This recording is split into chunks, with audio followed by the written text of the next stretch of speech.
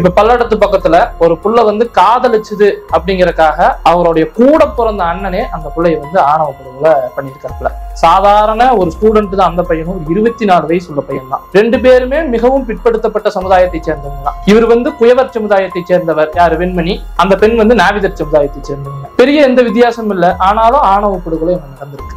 பீரோ அவங்க மேல விழுந்து அவங்க இறந்துட்டாங்க, வித்யா இறந்துட்டாங்கன்னு நியூஸ் வருது. அவங்க அம்மா அப்பா கோயிலுக்கு போயிருக்காங்க, இந்த மாதிரி வீட்டுல இருக்காங்க, நடந்துருச்சு. இப்ப நான் ஒண்ணு கேட்கறேன், எப்படி பல்லடத்துல மட்டும் அவங்க வீட்டுல மட்டும் தனியா எதுவும் பூகம்பம் ஏதாவது வந்திருக்குமா? இதுல கொடுமையில் என்னன்னா, இதுல மிகப்பெரிய இதுலயும் ஒரு கொடுமை என்னன்னா, இந்த விஷயத்த யாருக்கிட்டையுமே சொல்லாம, அவங்க நண்பர்கள் கிட்ட யாருக்குமே அந்த இறந்த அந்த பிணத்தை கூட காமிக்காம அதை வந்து அன்னைக்கே 30ஆம் தேதி அவசர அவசரமா வச்சிருக்காங்க.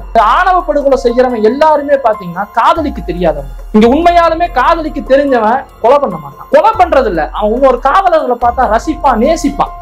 நீ கொலை பண்றீன்னா உனக்கு எந்த பொண்ணும் கிடைக்கல, அதனால கொலை பண்ற. அவ்வளவு வன்மத்தை வச்சிருக்க உன்னை எந்த பொண்ணுக்கு உனக்கு பிடிக்கும்?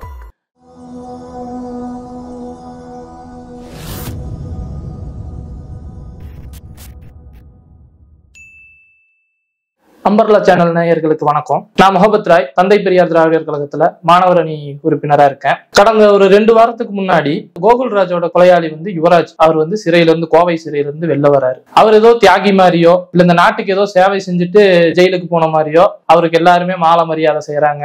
அத்தனை இளைஞர்கள் கூடுறாங்க, அவருக்கு அந்த தியாகி பாட்டை போடுறாங்க, ஃபயர் விடுறாங்க, எல்லாமே பண்றாங்க. பெரோல் முடிஞ்சு சிறைக்கு போயிருக்காரு. இப்ப இது நடந்த இதெல்லாம் நடந்த சம்பவம் நடந்த ஒரு 2 வாரம் கூட ஆகல. இப்ப பல்லடத்து பக்கத்துல ஒரு புள்ள வந்து காதலிச்சுது அப்படிங்கறக்காக அரசு கலைக்கல்லூரியில படிக்கக்கூடிய பிள்ளை கூட படிக்கக்கூடிய சக மாணவரை காதலிச்சதுங்கிறதுக்காக அவருடைய கூட பிறந்த அண்ணனே அந்த பிள்ளைய வந்து ஆணவ படுகொலை பண்ணியிருக்காப்புல. அந்த ஆணவ படுகொலை பண்ண அந்த ஆள் பாத்தீங்கன்னா, அந்த பையன் பாத்தீங்கன்னா ரொம்ப ஒரு பெரிய ஆளோ இல்ல மிகப்பெரிய ஒரு அரசியலோ பதவியிலையோ அந்த மாதிரி இருக்கிற எந்த ஒரு ஆளும் இல்ல. சாதாரண ஒரு ஸ்டூடெண்ட் தான் அந்த பையனும், 24 வயசு உள்ள பையன் தான். கோவை பருவாய் கிராமம். அந்த கிராமத்துல பாத்தீங்கன்னா தண்டபாணி தங்கமணி அந்த தம்பதியோட பொண்ணு தான் வித்யா. அவங்க பாத்தீங்கன்னா அரசு கலைக்கல்லூரியில வந்து இளங்கலை தமிழ் படிச்சுட்டு இருக்காங்க. அவருக்கு ஒரு சகோதரன் இருக்காங்க, அவர் பேரு சரவணன். அவருக்கு ஒரு 24 வயசு, இவங்களுக்கு ஒரு 21 வயசு ஆகுது. அந்த பெண் வந்து பாத்தீங்கன்னா தன்னுடைய கூட படிக்கும் சகமானவர், அவர் எம்ஃபில் படிக்கிறாரு, அவரை வந்து காதலிக்கிறாங்க. கடந்த 2022 இருந்து அவங்க காதலிக்கிறாங்க. இப்ப வரைக்கும் அவங்க காதலிச்சுட்டு தான் இருந்திருக்காங்க. இது இந்த 2025 பிப்ரவரி மாதம் அவங்க குடும்பத்துக்கு தெரிய வருது. அவங்க லவர்ஸ் டே அன்னைக்கு எங்கேயோ வெளியில போயிருப்பாங்களாட்டிருக்கு. அது வித்யாவுடைய குடும்பத்துக்கு தெரிய வருது. அவங்க சாதிய காரணம் காட்டி நீங்க 2 பேரும் நீ பழகக்கூடாது அப்படின்னு மிரட்டியிருக்காங்க. அப்படி பாக்குறப்ப 2 பேருடைய சாதிக்கும் ஏதோ பெரிய வித்தியாசம் இருக்குமோ அப்படின்லாம் நீங்க பாத்தீங்கன்னா அப்படி எந்த வித்தியாசம் இல்ல. 2 பேருமே மிகவும் பிற்படுத்தப்பட்ட சமுதாயத்தை சேர்ந்தவங்க தான். இவர் வந்து குயவர் சமுதாயத்தை சேர்ந்தவர், யாரு வெண்மணி. அந்த பெண் வந்து நாவிதர் சமுதாயத்தை சேர்ந்தவங்க. பெரிய எந்த வித்தியாசமும் இல்லை, ஆனாலும் ஆணவ படுகொலை நடந்திருக்கு. அதை பண்ணது வேற யாரும் இல்ல, அந்த வித்யாவோட கூட பிறந்த அண்ணன் சரவணங்கிறவன். இந்த கொலை எப்படி நடக்குன்னா, அந்த கொலைக்கு முன்னாடி இந்த விஷயம் அவங்க குடும்பத்துக்கு தெரியுது. குடும்பத்துக்கு தெரிஞ்சோன்னா அந்த பொண்ணை கூப்பிட்டு மிரட்டுறாங்க. நீ வந்து உன்னிமேல் வந்து வெண்மணி கூட பேசக்கூடாது, பழகக்கூடாது அப்படின்னு சொல்றாங்க. அதுக்கப்புறம் அந்த பொண்ணுடைய கல்லூரிக்கு நீ போகக்கூடாது, அந்த பொண்ணை கல்லூரிக்கு போக விடாம தடுக்கிறாங்க. அந்த பெண்ணுக்கான கல்லூரி செலவுக்கான பணத்தை எல்லாம் தர மறுக்கிறாங்க. அந்த இதுல கொடுமையிலையும் கொடுமை என்னன்னா, பொண்ணுக்கு சாப்பாடு கூட போடாம அவ்வளவு ஒரு கொடுமைப்படுத்தி இருக்காங்க. ஆனா அந்த பெண் எப்படியோ கஷ்டப்பட்டு நான் கல்லூரிக்கு போவேன்னு சொல்லிட்டு கல்லூரிக்கு வந்திருக்காங்க. கல்லூரிக்கு வந்து காரணம்பேட்டையில இருக்க ஒரு கடையில வந்து பகுதி நேரமா வேலைக்கு சென்று அந்த ஊதியத்துல அவங்களோட படிப்பை தொடர்ந்துட்டு இருந்திருக்காங்க. இந்த 1 மாசத்துக்குள்ளதான் இது எல்லாமே நடந்திருக்கு. பிப்ரவரி மாசம், மார்ச் மாசம் இந்த இடத்துலதான் இது நடந்திருக்கு. இந்த அதே மாதிரி அந்த பேருந்துல வரப்பதான் அவங்களால வெண்மணி கூட பேச முடியும். ஏன்னா அவங்க வீட்டுல ரொம்ப கட்டுப்பாடு, அதனால அவங்க வீட்டுல இருந்து அவங்க வரப்ப பேச முடியாது. இந்த பேருந்துல வர பயணத்துல வெண்மணி கூட அந்த இது வச்சிருக்காங்க. இப்ப மார்ச் மாசம் 27ஆம் தேதி அவங்க வந்துட்டு வெண்மணியை வந்து சந்திக்க போறாங்க. எதுக்காகனா வந்துட்டு புத்தகம் வாங்கறதுக்கு, நெட் எக்ஸாம் எழுதுறதுக்கு. ஆனா அந்த புத்தகங்கள் வந்து வெண்மணி கிட்ட இருக்கு.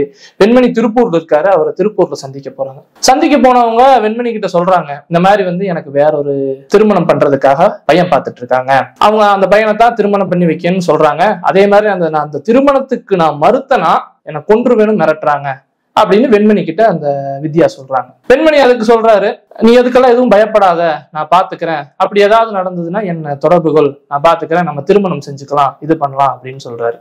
இதுக்கு முன்னாடியே வெண்மணி அவங்க வந்து போய் பெண் கேட்டிருக்காங்க. வெண்மணியுடைய தந்தையும் வெண்மணியும் சேர்ந்து அந்த வித்யாவுடைய சகோதரன் சரவணன் கிட்ட பேசி பொன் கேட்டிருக்காங்க. கேட்ட உடனே இந்த சமுதாயத்தையும் இந்த பொருளாதாரத்தையும் காரணம் காட்டி இது பண்ணியிருக்காங்க. பொருளாதாரத்தை அவர் ஈற்றக்கூடிய படிப்பு தான் அவர் படிச்சுட்டு இருக்காரு. Junior research fellow JRF, MPhil முடிச்சு JRFல வந்து படிச்சுட்டு இருக்காரு. அப்ப அவர் அதை முடிச்சிருந்தாருன்னா மிகப்பெரிய ஒரு பொருளாதார மாற்றம் நடந்திருக்கும். அந்த பொண்ணும் நெட் எக்ஸாம் எழுதியிருந்தாங்க அப்படின்னா ஒரு அரசு கலைக்கல்லூரியில ஏதோ ஒரு வேலை கிடைச்சிருக்கும், உங்களுக்கு ஆசிரியர் வேலை கிடைச்சிருக்கும். அதுக்கு முன்னாடியே அந்த காதலையும் முடிச்சு அந்த பெண்ணையும் முடிச்சு கட்டிட்டாங்க. இப்ப இந்த விஷயம் எல்லாம் வந்து 27ஆம் தேதி நடந்திருக்கு. இது நடந்து கரெக்டா 3 நாள் கழிச்சு 30ஆம் தேதி அவங்க இறந்துட்டாங்க. பீரோ அவங்க மேல விழுந்து அவங்க இறந்துட்டாங்க, வித்யா இறந்துட்டாங்கன்னு நியூஸ் வருது. அவங்க அம்மா அப்பா கோயிலுக்கு போயிருக்காங்க, இந்த மாதிரி வீட்டுல இருக்காங்க, நடந்துருச்சு. இப்ப நான் ஒண்ணு கேட்கறேன், எப்படி பல்லடத்துல மட்டும் அவங்க வீட்டுல மட்டும் தனியா எதுவும் பூகம்பம் ஏதாவது வந்திருக்குமா? அவங்க வீட்டுல மட்டும் பீரோ சாஞ்சு விழுகிற மாதிரி என்ன நடந்திருக்குன்னு எனக்கு தெரியல.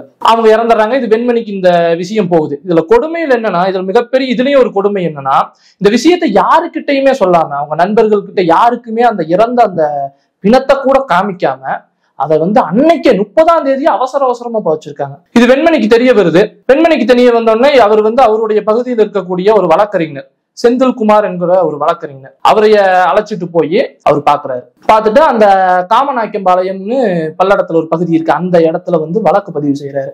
அங்க இருக்கக்கூடிய அந்த ஆய்வாளர் இந்த வழக்கை பார்த்துட்டு இது வந்து ஒரு தவறுதலான வழக்காதான் இருக்கு, இது ஒரு வன்கொடுமை வழக்கா இருக்கலாம்னு சொல்லி ஆராய்ச்சி பண்ணி அரசு மருத்துவர்களை, சட்ட ரீதியான அரசு மருத்துவர்களை அழைச்சு சென்று அந்த பிணத்தை தோன்றி எடுத்து உடல்கூறு ஆய்வு செய்யறாங்க. அந்த உடல்கூறு ஆய்வுல என்ன வருது, அவங்க அண்ணன் தான், கூட பிறந்த அண்ணனே இரும்பு கம்பியால அந்த பெண்ணை அடிச்சு கொண்டிருக்கான். இதற்கு அவங்க அம்மா அப்பா 2 பேர் உடந்தையா இருந்திருக்காங்க. இங்க ஒண்ணு கேட்க விரும்புறேன், அந்த பெண்ணை உனக்கு பிடிக்கல, ஒருவேளை நீ அந்த பெண்ணு வந்து சாகணும்னு தான் நினைக்கிறேன், அந்த பெண்ணை அவனுக்கே கல்யாணம் பண்ணி வச்சிருக்கலாம், அந்த பொண்ணை எங்கேயோ ஒரு பக்கம் போய் வாழ்ந்துருக்குமே. அந்த பொண்ணை இப்படி அடிச்சு கொன்னதுனால இப்ப உனக்கு என்ன கிடைக்க போகுது? இப்ப நீ அடிச்சு கொன்னுட்ட சரியா, நாளைக்கு உன் சாதிக்காரன் வந்து உனக்கு ஏதாவது செலவைக்க போறானா, இல்ல ஊருக்கு வெளியில வந்து ஐயோ நம்ம சாதிக்காக அடிச்சு கொன்னுட்டான், நீ ஜெயில இருந்து வரணும்னு உனக்கு பொண்ணு கொடுக்குறதுக்கு யாராவது வரிசையில நிக்க போறாங்களா? கூட பிறந்த தங்கச்சியவே இப்படி அடிச்சு கொன்னீங்கன்னா நீ எப்படா மனுஷனா இருப்ப? நீங்களா மனுஷங்களாடா? இதுல இன்னொன்னு நான் கேட்க விரும்புறேன், இந்த ஆணவ படுகொலை செய்யறவன் எல்லாருமே பாத்தீங்கன்னா காதலிக்கு தெரியாதவங்க. இங்க உண்மையாலுமே காதலிக்கு தெரிஞ்சவன் கொலை பண்ண மாட்டான். கொலை பண்றது இல்ல, அவன் இன்னொரு காதலர்களை பார்த்தா ரசிப்பான், நேசிப்பான். நீ கொலை பண்றீன்னா உனக்கு எந்த பொண்ணும் கிடைக்கல, அதனால கொலை பண்ற. அவ்வளவு வன்மத்தை வச்சிருக்க உன்னை எந்த பொண்ணுக்கு உனக்கு பிடிக்கும்? ஒரு பொண்ணை மனுஷியா கூட மதிக்க தெரியல, கூட பிறந்த தங்கச்சி கொள்ற, நாளைக்கு எவ்வளவு உன்னை கட்டிக்குவாளா? இந்த மாதிரியான ஆட்களை நம்ம வந்து ரொம்ப தீவிரமான, ரொம்ப ஒரு கடுமையான தண்டனை தரணும். இவங்களை வெளியிலேயே விடக்கூடாது. இந்த மாதிரி ஆட்களுக்கு நம்ம அப்படி தண்டனை கொடுத்தாதான் திரும்ப இந்த மாதிரி ஆணவ படுகொலை செய்யறதுக்கு ஒருத்தன் யோசிப்பான். இந்த யுவராஜ் மாதிரியான ஆட்கள் எல்லாம் இந்த ஆணவ படுகொலை பண்ணிட்டு வந்து இந்த மாதிரி அவங்களை வந்து ரொம்ப ஒரு பெரிய ஒரு ஆட்களாகவும் இங்க ஏதோ சாதனை பண்ணிட்ட மாதிரி காமிக்கிறதுனாலதானே இவனுக்கெல்லாம் அதை பண்றானுங்க. ஒரு 24 வயசு பையன் அதை பண்றான் அப்படின்னா அவனுக்கு எவ்வளவு ஒரு வன்மம் இருந்திருக்கும், எவ்வளவு ஒரு திமிர் இருந்திருக்கும். தோழர் ஒருத்தர் கவிதை ஒன்று எழுதியிருக்கார், தன்னுடைய சமூக அந்தஸ்தை சம்பாதிக்க முடியாத நாய் ஒன்று அதை தன் சாதியிலிருந்து கவ்விக்கொண்டதான். அந்த மாதிரிதான் இந்த நாய்கள்லாம். சமூக அந்தஸ்தை படிச்சோ பட்டம் பெற்றோ இவனுங்களால முடியல, அதனால தன்னுடைய சாதிங்கிறத வந்து தன்னுடைய தலைக்கு மேல வச்சுட்டு அதை கவ்விட்டு சுத்திட்டு இருக்கானுங்க. இந்த மாதிரியான ஆட்களுக்கு திரும்ப வந்து விடுதலையும் கிடைக்க கூடாது. இந்த மாதிரியான ஆட்களை யாராவது பீக் பண்றாங்க, யாராவது வைரல் பண்றாங்கன்னா அவங்க மேலையும் நம்ம நடவடிக்கை எடுக்கணும். ஆணவ கொலைக்கு வந்து மிக முக்கியமா ஒரு தனி சட்டம் கொண்டு வரணும். அதாவது இந்த கௌசல்யா சங்கரோட கொலை நடந்தது, அதற்கான நீதி கிடைக்கிறதுக்கு அவ்வளவு காலம் கஷ்டப்பட்டாங்க சரியா. நம்மளை பொறுத்த வரைக்கும் கௌசல்யா சங்கரும் முதல் இல்ல, வித்யாவும் முடிவில்ல, இது நடந்து கொண்டேதான் இருக்குது. இதற்கு கண்டிப்பா இந்த சமூக நீதி அரசு, இந்த தமிழ்நாடு அரசு மிக தீவிரமான ஒரு சட்டம், ஆணவ படுகொலைக்குன்னு தனியான ஒரு சட்டம் கொண்டு வரணும். கொண்டு வந்தாதான் இந்த ஆணவ படுகொலைகள் குறையும். இந்த ஆணவ படுகொலைக்கு ஆளான வித்யாவின் காதலர் திரு வெண்மணி அவர்களுக்கு என்னுடைய ஆழ்ந்த இரங்கலை தெரிவித்துக் கொள்கிறேன். இனிமேல் இந்த மாதிரி நடக்கக்கூடாது. அவருக்கு ஏதாவது ஆபத்துனாலும் நாங்க தந்தை பெரியார் திராவிடர் கழகம், நாங்க எல்லாருமே தோழர்கள், இடதுசாரி தோழர்கள் எல்லாருமே அவங்க கூட இருப்போம். நன்றி.